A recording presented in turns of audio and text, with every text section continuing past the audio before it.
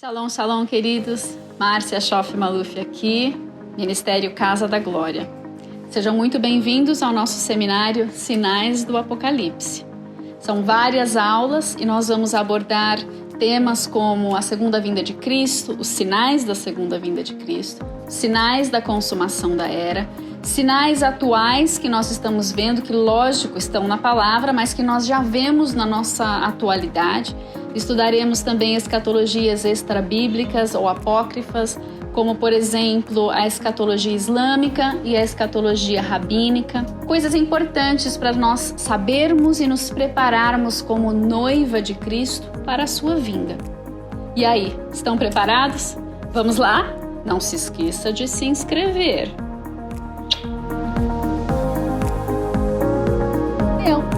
Das nações europeias, coalizão, uma aliança, mesma moeda, mesmo governo ainda não, ainda existem nações na Europa. Mas essa é a sede central da Comissão Europeia, que vocês estão vendo aí na tela. Tem uma arquitetura bem interessante.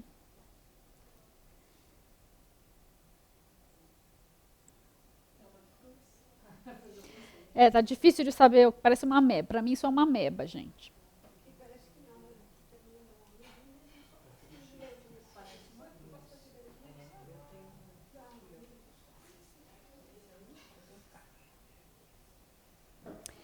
A forma dele é de aspas assimétricas. Aspas assimétricas. Tipo, abre aspas. A gente abriu bastante aspas para o governo mundial aqui hoje. Agora, isso é o prédio dentro, daí vem o logo do Parlamento Europeu. Esse é o Parlamento Europeu e o logo da União Europeia vem, parece que de um lugar parecido com isso, né? Com o interior. Mas o lado de fora é isso daqui, uma Torre de Babel inacabada, baseada na arte de Peter Bruegel, de 1563, uma famosa arte da Torre de Babel. Nada é por acaso. Por que que o Parlamento Europeu foi desenhado na forma da Torre de Babel? Porque são muitos idiomas juntos. Acho que o inimigo não está dormindo no ponto quando ele precisa profetizar algo. Nós sabemos fazer atos proféticos, ele também sabe fazer atos proféticos. É um renascimento de Babel. Agora, de Babel, nós recebemos o nome Babilônia. E Babilônia figura com bastante proeminência no Apocalipse, no capítulo 2, capítulos inteiros para falar da queda, do juízo de Babilônia. Agora, dizer que a Babilônia de Apocalipse 17 é esta, também não podemos dizer, mas é uma possibilidade. Porque Babilônia aqui não está na região geográfica certa, não tem a descrição exata, mas é curioso, no mínimo, saber que uma instituição governamental que está fortemente aliançada com a ONU e com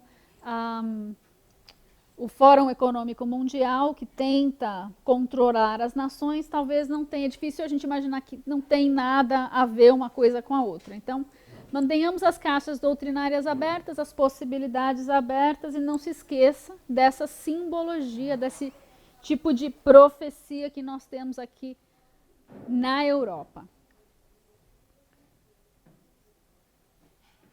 Esse é um logo bastante comum da Europa usando. É muito estranho, né? Deus confunde as línguas para afastar as pessoas de um governo único, de um só modo de pensar, que seria destrutivo para a humanidade, e eles me fazem a mesma coisa. Voltam a Babel, voltam a querer uma unificação em prol de coisas que vão ser altamente destrutivas para a humanidade, pensando que se nós tiramos Deus e fazemos por nós mesmos, nós vamos conseguir alcançar grandes coisas. Pergunte para a civilização da Grécia se deu certo, civilização de Roma se deu certo. Vamos perguntar para as outras civilizações que não existem mais se isso deu certo. Ora, em toda a terra havia apenas uma linguagem e uma só maneira de falar. Gênesis 11, versículo 1. Versículo 2. Sucedeu que, partindo eles do Oriente, deram com uma planície na terra de Sinar e habitaram ali. Disseram: Vinde, edifiquemos para nós uma cidade. Alguém fecha para mim a porta lá, por favor? Edifiquemos para nós uma cidade e uma torre, cujo topo chegue até os céus, e tornemos célebre o nosso nome, para que não sejamos espalhados por toda a terra. Qual é o objetivo, então, de edificar uma cidade e uma torre que chegue ao céu? Qual é o objetivo de construir um portal, de edificar uma estrutura que possa nos fazer atravessar as dimensões do Espírito ou alcançar os mais altos céus? Tornar célebre o nosso nome. Não é para eu alcançar a Deus porque eu quero conhecê-lo, porque eu quero me tornar como Deus, que é a agenda do inimigo, a agenda de Satanás. Agora, eles acham que fazendo isso, eles não serão espalhados por toda a terra. Mas foi exatamente o que eles temiam que aconteceu. Eles foram como punição, como castigo, como proteção de Deus para que não viessem a se autodestruir, eles foram de fato espalhados. Então desceu Yahvé para ver a cidade e a torre e disse: Eis que o povo é um e todos têm a mesma linguagem. Isso é apenas o começo. Se eles começam assim, nada poderá impedi-los, mas eu posso, Deus pode. Vamos então confundir a linguagem e eles não entenderão um ao outro, e dali Deus os dispersou pela superfície da terra e, lógico, tiveram de parar de edificar a cidade. Vocês lembram quando o Mike Shea contava essa história? Ele falava, tá lá o cara cavando, o outro tá lá, né, fazendo cimento, o outro tá lá colocando as pedras, e aí de repente um virou para a cara do outro, começou a falar, o outro não entendeu nada, o outro não entendeu nada, o outro, todo mundo falando uma língua totalmente diferente, não sabiam o que fazer, não conseguiam mais se comunicar, começaram a brigar e aí não teve jeito, cada um achou alguém que falava o mesmo idioma e cada um foi para o seu canto. Era mais engraçado quando ele contava. Fazer o quê? Chamou-se-lhe, por isso, o nome de Babel, porque ali Deus confundiu a linguagem e os dispersou. Logo, Babel é algo que é confusão, que Deus vai confundir, para que não haja uma unidade para destruição. Unidade nós já temos em Cristo, para a edificação, não é?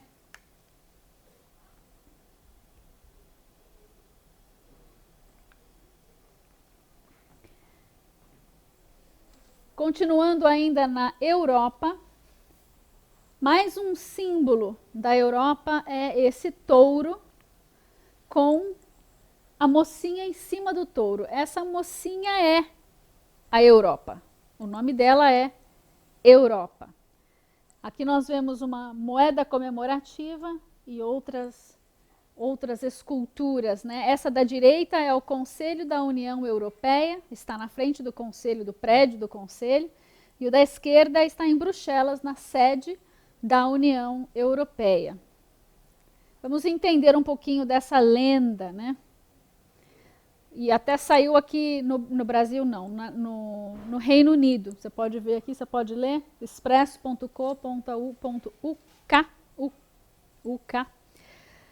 A história horrível que está por trás de comemorações, artes e etc., que dizem respeito à Europa. O Banco Central Europeu, BCE, lançará notas novas, agora não me lembro quando foi que eu peguei essa notícia, tem a data aqui? Tem, 22 de maio de 2019. Já lançou, então, notas novas de euro, 100 euros e 200 euros, e de uma maneira que vai ficar mais difícil de falsificar. A série foi intitulada Europa, está na Europa, mas poucos conhecem o significado oculto por trás deste nome. Eu ia espirrar. Aí eu olhei desesperadamente para o Pedro, para ele me colocar no mudo, mas eu não sabia se eu falava ou se eu espirrava. Não espirrei. Vamos entender o significado oculto por trás desse nome. Já está escrito aqui para vocês. Europa é descrita em contos antigos como uma bela jovem e figura mitológica grega que ficou conhecida como a avó da Europa. O continente todo leva o nome dela. Europa logo chamou a atenção de Zeus. Então você imagina uma mocinha linda que chama a atenção de um deus, Zeus, que é o maioral dos deuses, e Zeus, foi incapaz de resistir ao charme da mocinha. O resumo da história é que ele a sequestra, seduz e leva embora. Né? Sequestrar é levar embora. Como é que foi assim a história? Lógico que mitologia tem algumas versões, né? Mas a versão mais comum. Zeus vê a Europa, ela estava brincando com seus amigos numa praia da Fenícia, que é uma antiga civilização ao longo da costa do mar Mediterrâneo. Ele se apaixona instantaneamente por ela, não pensa que é um romance, não. Aí ele se transforma num touro, porque ele é um deus. Né? Ele se transforma num touro para poder chegar perto dela. Agora, que pessoa em sua sã consciência fica perto de um touro? Um touro branco ainda. Não sei se faz muita diferença, mas vai haver uma coisa diferente naquela época, não tinha, né? Europa vê aquele touro lindo, maravilhoso, imponente, e ela se sente encantada, e ela é atraída, e ela decide subir no bicho, monta nas costas do bicho. O bicho sai com ela, atravessa o mar, chega lá na ilha de Creta, raptou, sequestrou a menina, já era. Chegando na ilha, Zeus novamente se transforma em homem, estupra a Europa, e ela dá à luz a 3 de seus filhos. Para mim isso é estupro, desculpa, gente. Parece tão romântico, né? Quando a gente lê na mitologia, quando a gente assiste no filme. Mas, enfim, assim nasce o nome, o conceito de Europa. O continente todo acaba recebendo esse nome e tudo que é celebração que é feita acontece com esse tipo de desenho, de depiction, de figura, né? Então você vê em Chipre a moeda de 50, nem sei o que é lá em Chipre, o nome do dinheiro, mas tem a Europa sobre o touro. Na Espanha também, na Grécia, na Itália. Na França é a medusa, né? Europa mix medusa. Olha o portão de Brandenburg aqui. Brandenburgo. Na Alemanha. Olha as moedas comemorativas da Alemanha. Chore. Como é que pode? Olha, 2002.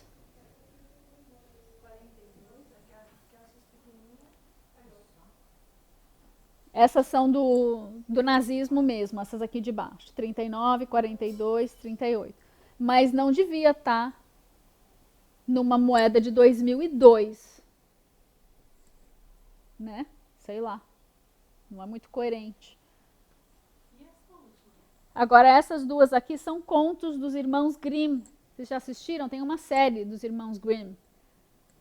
É bastante coisa sobrenatural, que são monstros.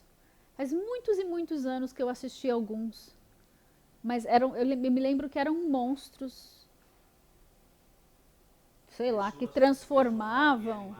É tipo um tipo de licantropia aí, mas só que licantropia é uma coisa mais espiritual, né? Isso era como se fosse uma coisa real que existisse mesmo. E eu já não estou duvidando de que exista mesmo em alguns, né? Sei lá o que vai acontecer nesses últimos dias, que tipo de aberração a gente vai começar a ver. Mas é interessante que aqui o conto é da Branca de Neve. E esse daqui é aquele do rei que vira sapo, ou do sapo que é um sapo que vira um rei.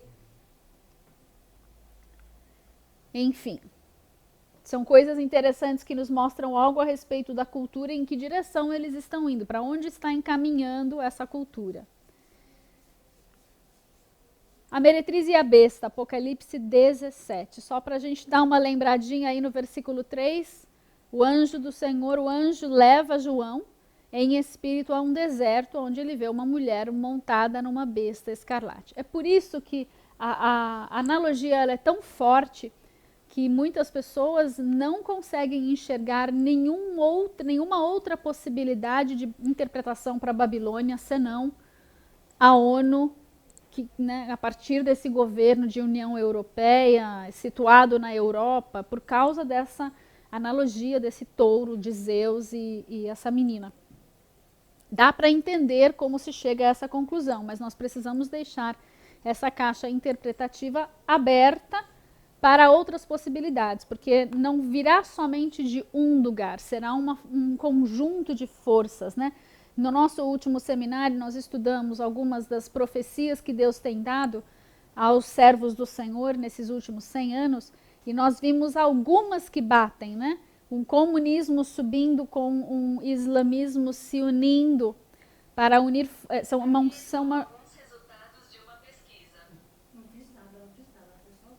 uma junção de forças para conquistar o mundo. Uma força bélica, o islamismo, e uma força governamental, o comunismo, uma força opressora. Ambos, né, vindo para deixar todo mundo bem pianinho para se sujeitar aos esquemas que eles estão querendo trazer. Deixa as caixas, porque tudo, quando a gente fala, o anticristo é um islâmico, você tem que juntar isso com as forças do comunismo. Né? Aí você tem que juntar e os Illuminati, e os satanistas, e a parte espiritual da coisa, tem que entrar junto. Então, nesse contexto que nós temos de império do anticristo, nós precisamos conseguir encaixar todas essas peças. Nenhuma delas vai andar sozinha. Vai ser uma junção desses esforços, dessas ideologias para subjugar todas as nações. Um assunto muito interessante que nós vemos nos nossos dias de forma mais proeminente, porque nós temos a internet, nós temos a possibilidade de viajar o globo, viajar as nações, de ter conhecimentos que não teríamos do contrário, né, se não tivéssemos essa tecnologia. Então nós vemos a proeminência de monumentos e portais nos nossos dias, fica mais fácil de estudar. Eles são extremamente importantes. O inimigo, assim como ele construiu Babel, ele construiu a torre para marcar um território, para tentar buscar um meio de burlar a presença de Deus, de não precisar estar submisso a Deus, de não prestar contas para Deus, de não estar andando junto com Deus. Assim como ele construiu essa torre, ele constrói muitas outras estruturas, como as pirâmides que nós temos em todas as civilizações mais antigas, no Egito, aqui na América do Sul, no Peru, Machu Picchu, etc. Essa daqui é dos Maia.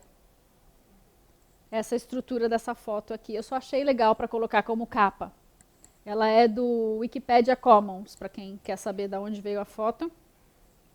Feita a um deus deus da cobra, deus da serpente. Mas recentemente nós vimos, falando, né, em monumentos e portais de monumentos, estruturas assim, nós vimos o alebrije, como você quiser falar. E é uma estátua, uma arte, uma escultura de um guardião da paz e segurança internacional. Paz e segurança. Quando disserem paz e segurança, certo? Isso aconteceu lá em 2021, 2022. Essa estrutura foi colocada na ONU, um lugar extremamente importante, e os crentes de plantão já todos ficaram alvoroçados, dizendo que esse era um sinal de que o império da besta tinha se formado já, porque esse tinha de ser ou a besta do Apocalipse ou a besta de Daniel. Então é uma importante notícia, talvez ela esteja profetizando algo, mas esse não é nenhum dos animais, nem de Daniel e nem de Apocalipse. Essa estátua ela veio como um símbolo da paz e tem um aspecto de um animal selvagem, uma onça pintada ou um leopardo com asas. Diz o artigo. Ele veio da cidade de Oaxaca, ou Oaxaca, não sei como fala, no México, em novembro de 2021, como um símbolo guardião da paz e segurança internacional. E foi colocado ali na ONU. na Praça das Nações Unidas, em Nova York, e foi apresentado ao público pelo embaixador mexicano. Nesse vídeo, o embaixador gravou um vídeo e por meio do vídeo ele dá as boas-vindas. Olha só como é importante quando alguém chega na sua nação, quando chega na sua cidade, nós recebemos, seja bem-vindo. A pessoa chega na sua casa, você dá as boas-vindas, seja bem-vindo. Você está dando legalidade para aquela pessoa entrar na sua casa como um convidado, não como um invasor. Isso é um princípio bíblico. O que ele fez foi, olha, você que é uma entidade espiritual da minha terra, eu estou te dando, porque ele tinha como embaixador autoridade. Ele diz, eu te dou as boas-vindas aqui para Nova York, num lugar que simboliza nações que são unidas, que representam 193 nações do mundo. Fez um ato profético de recepção, de boas-vindas.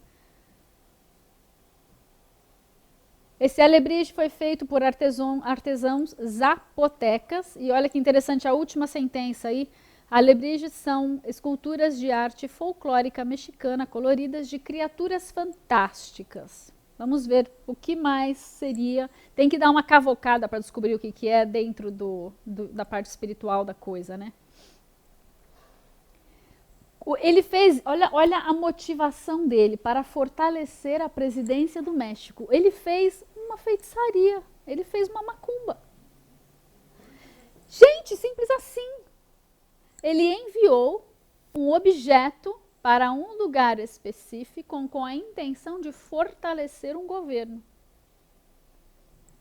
Por muito menos, com muito menos, os macumbeiros fazem muita coisa nas encruzilhadas aqui, né? O mês de novembro desse ano 2021 está sendo marcado por fortes esperanças de um futuro seguro e pacífico. Não sei de onde vieram essas esperanças. Que emergem dos apelos do Reino Unido no COP26, que nós já sabemos o que é, para que os líderes mundiais entrem num consenso favorável para a segurança das futuras gerações, porque se a gente matar o planeta, não vai ter futuras gerações, não vai ter planeta para as futuras gerações. Esse é o pensamento. Vamos entender mais sobre esse. Agora eu achei aqui na mídia hoje em dia, não sei como funciona na escola de jornalismo, mas você vê uma pessoa que foi descobrir alguma coisa e aí ele vende a notícia dele para todo mundo. E até você achar o original, a notícia original, que todo mundo copiou ou comprou, fica difícil. Essa é a notícia da onde aquele artigo veio. Uma alebrije feita por artesãos zapotecas, é agora a guardiã da paz e segurança internacional. Ok. Para demonstrar à ONU, diz o embaixador, para demonstrar à ONU que o México tem uma cultura poderosa que pode enviar mensagens através de nossos artesãos. Que mensagem você está enviando de um leopardo, uma onça com asas?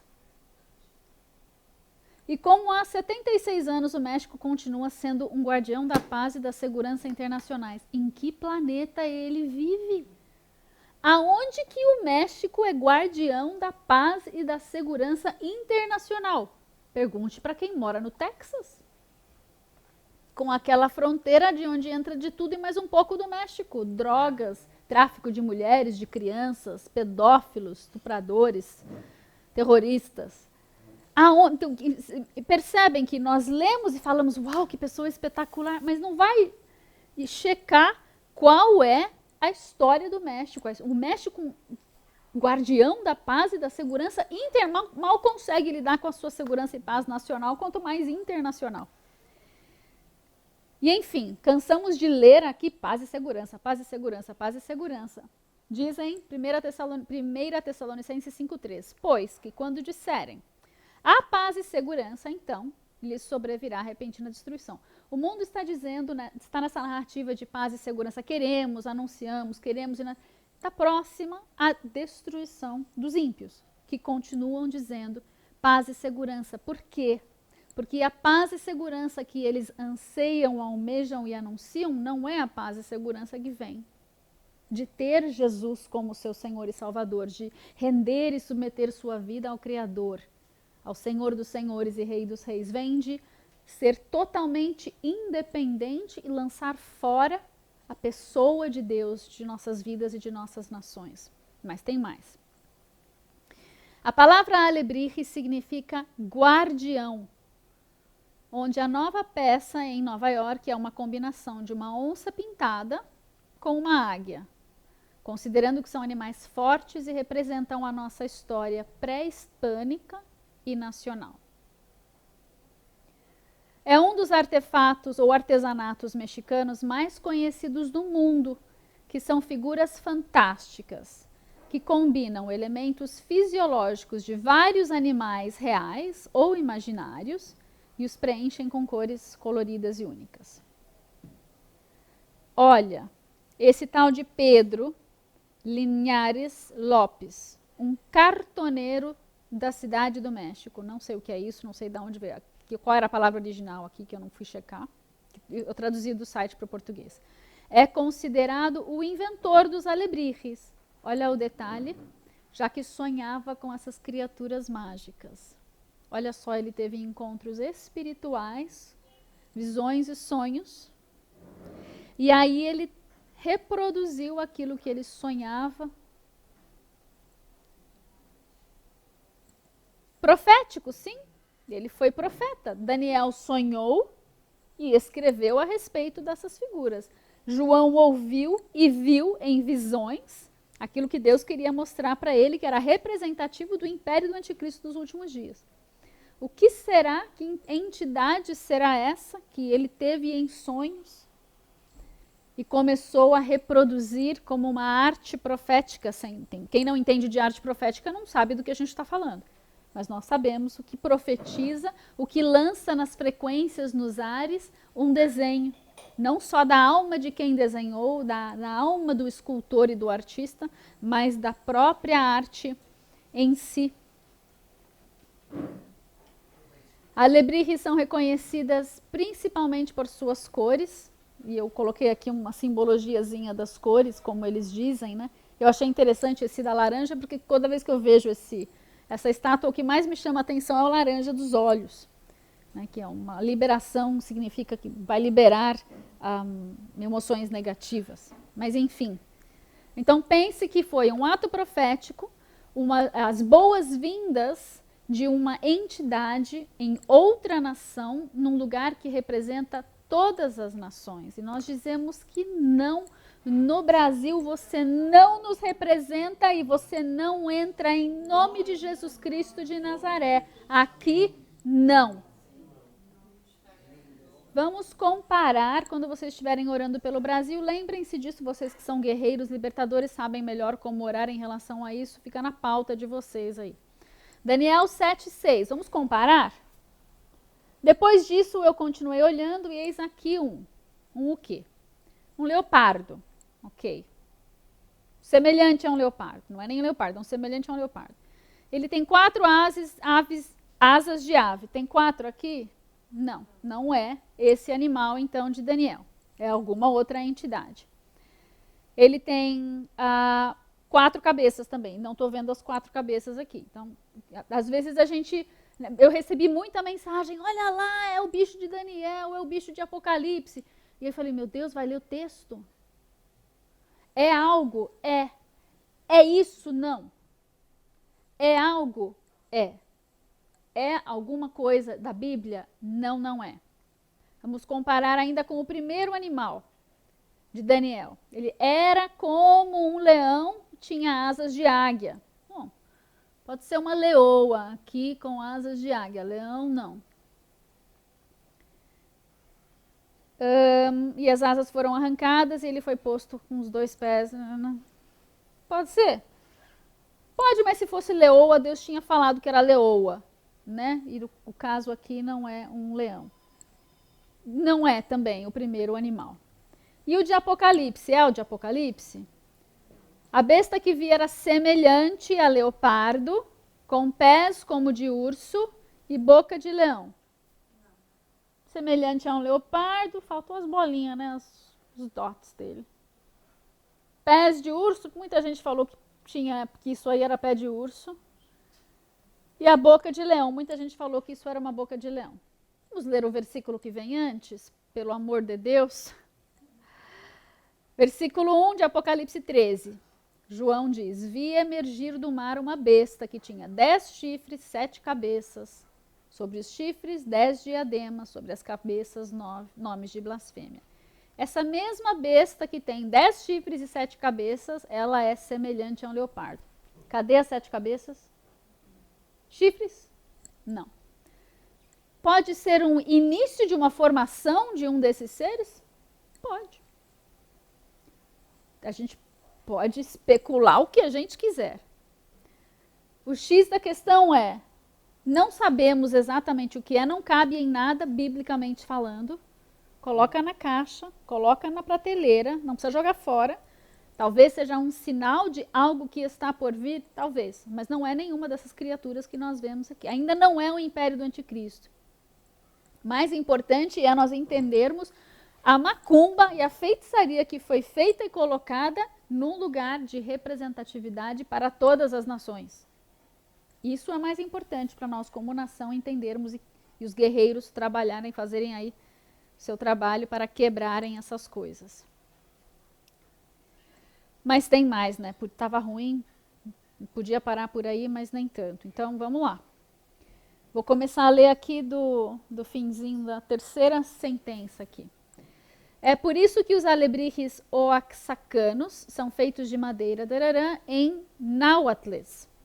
Náhuatles, ou qualquer uma dessas palavras que eu pus aqui, se presume serem seres sobrenaturais que tiveram a capacidade de se transformar em animais.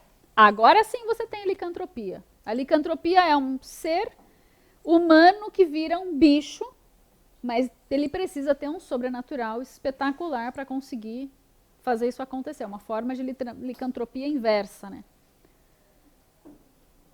E, enfim, na cultura folclórica, olha, na mitologia mesoamericana, os náhuatles, eles são seres espirituais tidos como guardiões dos deuses. De novo, presta atenção aqui. Na mitologia mesoamericana, os náhuatles são seres espirituais tidos como guardiões dos deuses. Ou seja, é o principado que está em cima do principado. E na cultura folclórica mexicana, são seres humanos que têm o poder de se transformar em animais, e aí é licantropia pura mesmo. Rezam as lendas que eram bruxos que se transformavam em animais fantásticos, formados de diversos bichos existentes, conhecidos ou inexistentes, desconhecidos. Eles bebiam o sangue humano, matavam outros animais e destruíam propriedade e espalhavam doenças. Toda boa lenda, tipo lobisomem, tem que ter um negócio assim, né? Feitiçaria escancarada com atos proféticos. Enquanto isso, na igreja, o crente não sabe o que é um ato profético, ainda critica o outro crente quando faz. Nós precisamos ensinar aqueles que estão ao nosso lado, os crentes que estão andando conosco, de alguma maneira, o que é o mundo espiritual. Isso faz parte do nosso seminário Panorama do Apocalipse, quando nós descobrimos e desvendamos o plano da redenção, desde o Éden até o Apocalipse. O quão importante é nós sabermos que existe um mundo espiritual.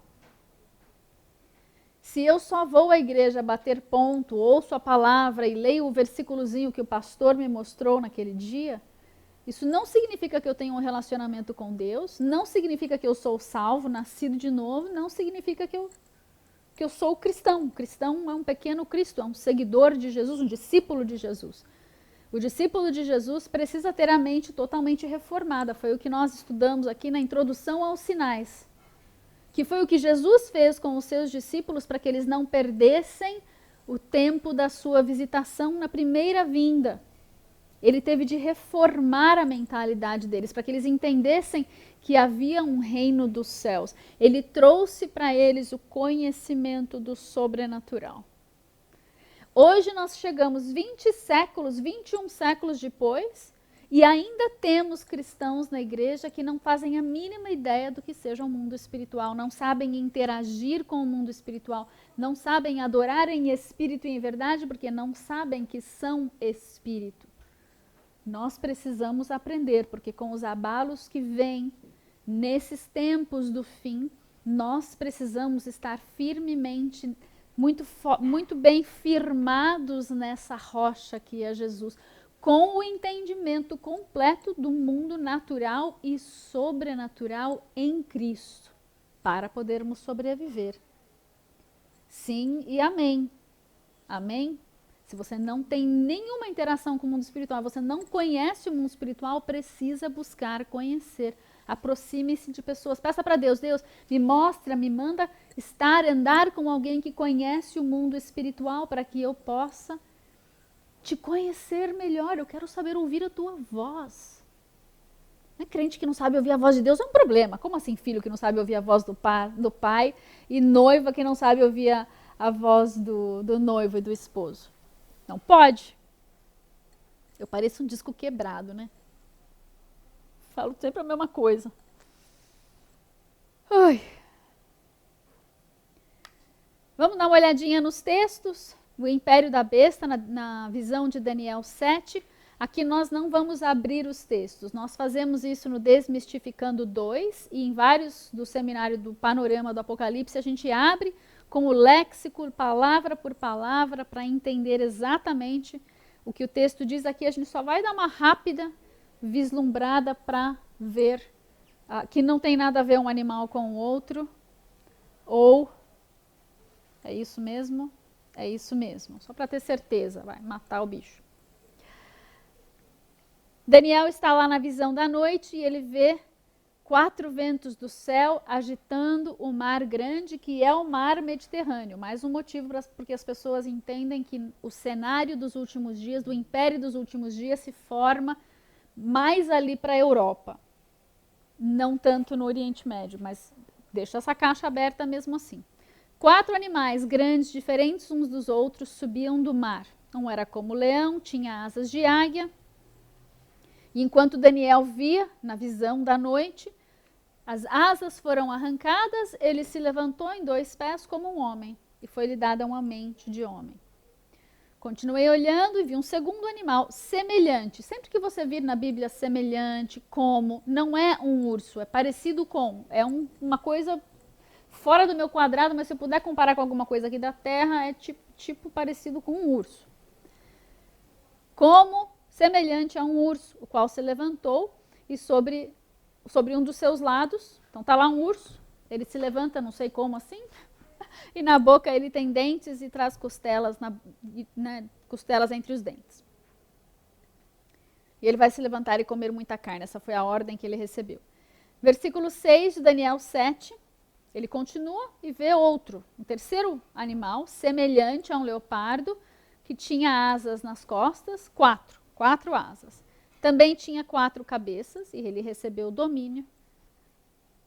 E depois disso, ele continuou olhando e ele viu um último, 4º animal terrível, espantoso, sobremodo forte, o qual tinha grandes dentes de ferro. E ele devorava e fazia em pedaços e pisava aos pés o que sobejava, e era diferente de todos os animais que apareceram antes. E ele tinha 10 chifres. Daniel vê então 4 animais representando 4 reinos e 4 reis daquele tempo e depois daquele tempo. Nabucodonosor, o Império Medo-Persa e assim por diante até chegar no Império Greco-Romano e quem sabe alguns intérpretes ainda acrescentam o Império Islâmico Otomano aqui. No próprio texto de Daniel 7, chega a interpretação. Nós lemos a visão, exatamente como está na Bíblia, agora nós vamos ler o que a própria Bíblia fala que é a interpretação. Lá em Daniel 7, versículo 16. Cheguei-me a um dos que estavam perto, Daniel, e lhe pedi a verdade a ser um dos anjos, né? Daniel chegou para os anjos que estavam ali, na sua visão. Legal essa, né? Visão onde ele vê coisas acontecendo, coisas sobrenaturais, uma fusão de dimensões e ainda tem uns anjos ali para ajudar. E ele falou qual era a interpretação daquelas coisas. Esses grandes animais que são quatro reis, se levantarão da terra. Da onde subiram os animais? Do grande mar, que é, normalmente na Bíblia, o mar Mediterrâneo. Os ventos estavam agitando, né? Então ele disse, versículo 23, o quarto animal será um quarto reino na terra, o qual será diferente de todos os reinos, e devorará toda a terra, e a pisará aos pés, e a fará em pedaços. Os 10 chifres correspondem a 10 reis, que se levantarão daquele mesmo reino, e depois deles se levantará outro. Lembra que eu falei para vocês? São 10, mas é o 11º. O anticristo não é nenhum dos 10. O império começa com a unidade, com a governança desses 10. Mas não pode esquecer que tem ainda 7 cabeças e uma besta, né? Tudo isso é um sistema governamental. E esse que se levantará depois, ele é diferente dos primeiros, e ele abaterá a 3 reis. Lá em Daniel 2, nós vemos essa visão, numa outra forma, num outro formato. Daniel, então, vai contar para o rei qual foi o sonho que ele teve. Olha, rei Nabucodonosor, sua visão foi essa daqui, seu sonho foi esse, ó. Daniel viu em visão, né, o sonho do Nabucodonosor. Muito interessante, gente. Pensando Daniel, espetacular, né? Olha, você sonhou com uma grande estátua. Essa que era imensa e de extraordinário esplendor estava em pé diante de ti, e a sua aparência era terrível, e o rei ficou apavoradíssimo. A cabeça era de fino ouro, o peito e os braços de prata, e o ventre e os quadris de bronze, as pernas de ferro, os pés parte ferro, parte barro. E quando você estava olhando, o rei Nabucodonosor, quando você olhava, você viu uma pedra que foi cortada sem o auxílio de mãos, feriu a estátua nos pés de barro e de ferro e os esmiuçou. Então foi juntamente esmiuçado ferro, barro, bronze, prata, ouro. A estátua não foi destruída pelas eras. A estátua chega nos últimos dias com uma formação de todos esses impérios, de todos os 4 animais, como nós vimos lá em Apocalipse. Toda essa estrutura vai ser destruída de uma só vez. Então, o império de Nabucodonosor não foi destruído ainda na sua totalidade. Ele vai ser destruído quando todos os outros forem destruídos. Então, nesse império dos últimos dias, procure partes desses outros impérios, aspectos, seja cultural, seja socioeconômico, alguma coisa tem na estrutura globalista do império dos últimos dias de todos esses impérios, porque é global, internacional, logo tem heranças espirituais e físicas de todas essas nações e de todas essas eras. A pedra que feriu a estátua se tornou uma grande montanha, que é o reino de Deus e que encheu toda a terra. Então ele chega na destruição da estátua nos dias em que Jesus vem e na inauguração do milênio. Então essa estrutura, ela é um império que vai estar sendo formado desde lá de trás, vai chegar aqui nos nossos dias como uma cara global, que eu nem sei que cara que é, mas que tem partes de todos esses impérios e nações, e vão ser todos destruídos, e o milênio será inaugurado. Como eu disse, a gente não vai descobrir quem é quem e o que é o que hoje. Hoje não é o dia disso. Mas sempre que você tiver a tentação de olhar algumas coisas que estão na mídia, ou as conspirações que você descobrir, não tenha a tentação, não seja muito rápido em dizer isso é aquilo. Não, não. Pode ser, deixa eu investigar o resto. Puxa, isso me lembrou o texto de Daniel. Vai lá e lê o texto inteiro dentro do seu contexto. Não caia na tentação de tirar do contexto e ler só um pedacinho dele, ok? Para que você não incorra em erros de interpretação que depois não vão te ajudar no seu preparo para você enfrentar as coisas que vêm aí nos últimos dias. O próprio texto de Daniel traz a interpretação, a partir do versículo 37, ele diz assim, Daniel fala, então, rei, te falei o sonho, agora eu vou te falar a interpretação. Você é a cabeça de ouro. E aí depois, quando você morrer, né, vai ter um próximo reino, esse é a prata. Ele não vai ser tão maravilhoso, magnânimo como o seu, mas aí vai passar também e vem um outro depois, que é o bronze, e eles vão ter domínio sobre toda a terra. Mas depois dele ainda vem um quarto reino, que será forte como ferro, que o ferro quebra e esmiuça tudo.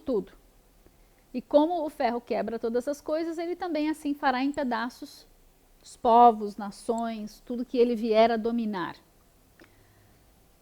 E você viu, rei, os pés e os artelhos de barro e de ferro, uma mistura. Esse reino, esse quarto reino, ele vai ser dividido. E ele vai ter uma certa firmeza do ferro, mas porque ele está misturado com barro, ele não vai ser tão forte assim, né? Ele vai ser frágil.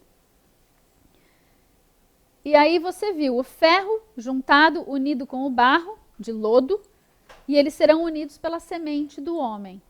Por isso muitas pessoas interpretam que há um casamento, uma junção de casamento, por causa desse termo, descendência, semente.